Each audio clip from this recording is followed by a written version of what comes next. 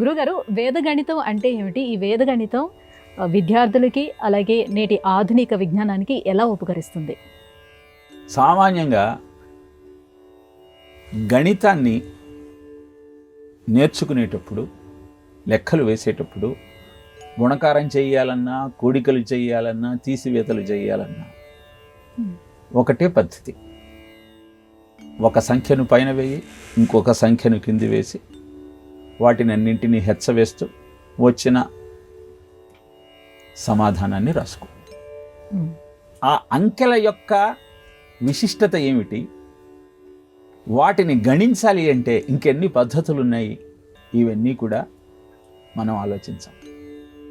కానీ గోవర్ధన పీఠాధిపతి అయినటువంటి భారతీకృష్ణ తీర్థుల వారు వేదంలోని 16 సూత్రాల ఆధారంగా అద్భుతమైన గణితాన్ని ప్రపంచానికి అందించారు. ఈ గణితంలో ఆ సంఖ్యలను చూడగానే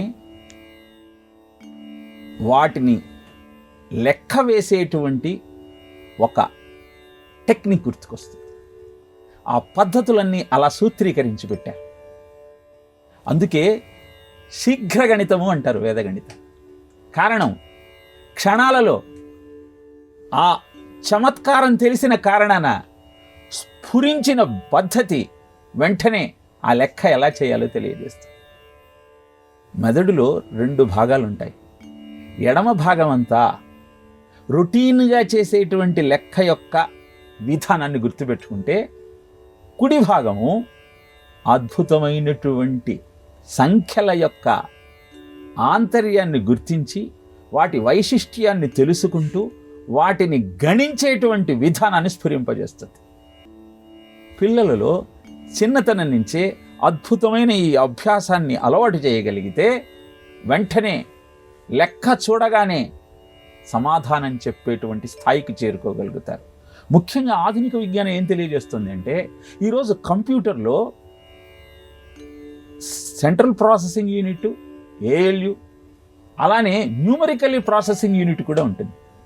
ఈ న్యూమరికల్ ప్రాసెసింగ్ యూనిట్ ఇలాంటి గణితాలన్నీ చేయడానికి ఉపయోగపడుతుంది.